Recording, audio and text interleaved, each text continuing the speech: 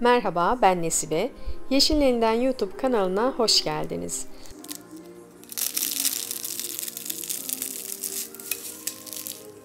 Bu bölümde sizlerle çok az malzeme ile çok kısa bir sürede, 10 dakika gibi bir sürede hazırlayıp fırına verebileceğiniz çıtır çıtır çok lezzetli bir börek tarifi paylaşıyorum. Umarım videoyu izlerken keyif alır, beğeni ve yorumlarınızı da benimle paylaşırsınız. Böreğimiz için öncelikle 125 gram tereyağını eritelim. Ben bu videoyu çekerken yaklaşık 950 gram kadar baklavalık yufka kullandım. Siz kullanacağınız yufka miktarına göre bütün malzemeleri oranlarsınız.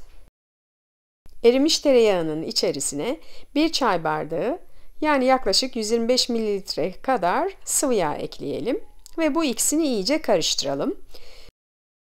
Siz istiyorsanız sadece tereyağıyla ya da sadece sıvı yağıyla da yapabilirsiniz. Ama ikisini birlikte karıştırdığınız zaman böreğinizde tereyağın o mis gibi tadı olduğu gibi sıvı yağın verdiği de çıtırlığı elde edersiniz. O yüzden ikisini karıştırarak kullanmanızı tavsiye ederim. Yaklaşık 200-250 gram kadar beyaz peyniri çatalla ezelim. Ben böreği beyaz peynirli yaptım. Siz istediğiniz iç harcı kullanabilirsiniz.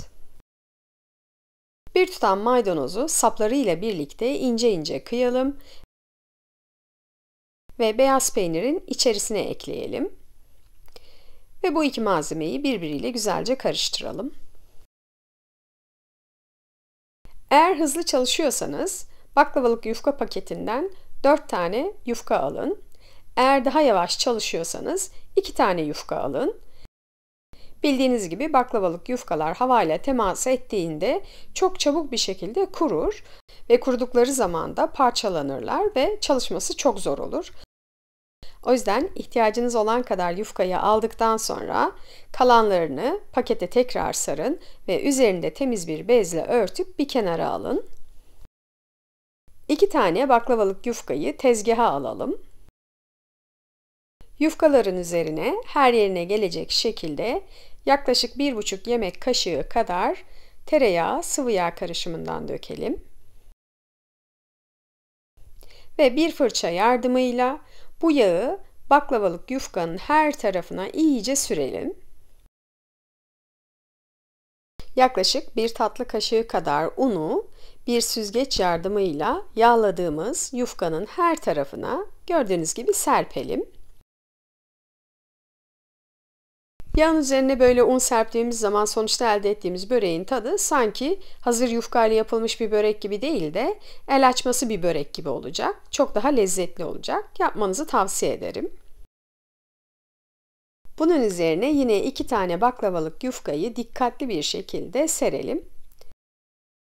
Yufkaların düzgün bir şekilde üst üste gelmesine özen gösterelim.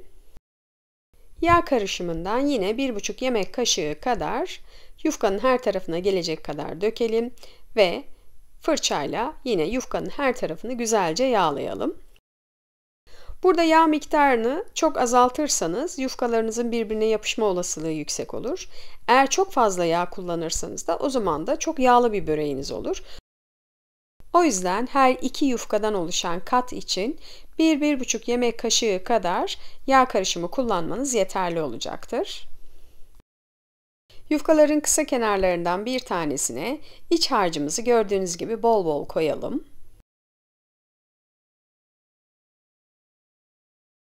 Ve yufkaları gördüğünüz gibi rulo halinde saralım. Yufkaları sararken çok fazla sıkmayın. O zaman böreğiniz hamurlaşabilir. Çok fazla da bol bırakmayın. O zaman da böreğiniz fazla dağılır. Hazırladığımız bu börek rulolarını tabanını yağladığımız bir fırın tepsisine alalım. Eğer videoyu buraya kadar izlediyseniz ve beğendiyseniz beğen tuşuna basıp yorumlar kısmına da küçük bir yorum bırakırsanız beni çok mutlu edersiniz. Eğer bu tarifi başkalarının görmesi için tarifin linkini sosyal mecralarda paylaşırsanız ve mutfağımda hazırladığım diğer lezzetlerden anında haberdar olmak için kanalıma abone olup zil sesini açarsanız kanalımın büyümesinde bana önemli bir destek vermiş olursunuz. Desteğiniz için şimdiden teşekkür ederim. Biz börekleri böyle hazırlarken fırınımızı alt üst ayar fansız 200 dereceye açalım ve fırını önden ısıtmaya başlayalım. Hazırladığımız böreklerin üzerine bir fırça yardımıyla sıvı yağ sürelim. Siz isterseniz yumurta sarısı da sürebilirsiniz. Ama bu tarz böreklerde böreğin üzerine yumurta sarısı değil de sıvı yağ sürdüğünüz zaman çok daha çıtır börekler elde ediyorsunuz. Sadece sıvı yağ sürmenizi tavsiye ederim. Keskin bir bıçak yardımıyla bütün börekleri istediğimiz büyüklükte keselim.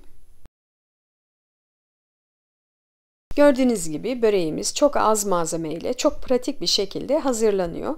Eğer elinizde baklavalık yufka varsa çat kapı misafir geldiği zaman 10 dakika gibi bir süre içerisinde hızlıca pratik bir şekilde hazırlayıp hemen fırına sürebileceğiniz bir börek tarifi. Bu kadar az malzeme ile şipşak yapılan bir börek için de kesinlikle çok lezzetli bir börek. Denemenizi tavsiye ederim. Ve böreklerimizi fansız, önceden ısıtılmış 200 derece fırına verelim. Yaklaşık 5 dakika kadar 200 derecede pişirdikten sonra fırının derecesini 180 dereceye düşürelim. Ve börekler istediğimiz seviyede nar gibi kızarana kadar yaklaşık 30-35 dakika 180 derecede fansız fırında pişirelim. Kullandığımız yufka baklava yufkası olduğu için önce yüksek derecede yani 200 derecede 5 dakika pişiriyoruz. Böylece baklavalık yufkalar yüksek derecede birbirinden ayrılıp kat kat oluyor. Daha sonra 180 dereceye düşürüp yavaş yavaş içini çeke çeke pişiriyoruz. Böylelikle elde ettiğimiz böreğin dışı çıtır çıtır, içi de gayet güzel pişmiş oluyor. Gördüğünüz gibi böreğin içi kat kat, bütün katlar birbirinden ayrılmış, kesinlikle hamurlaşma yok ve gayet de çıtır çıtır, içi ise çok güzel pişmiş.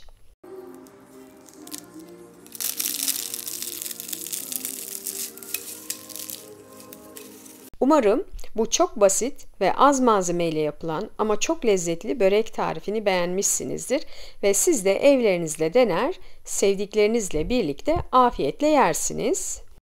Beğeni ve yorumlarınızı da benimle paylaşırsanız beni çok mutlu edersiniz.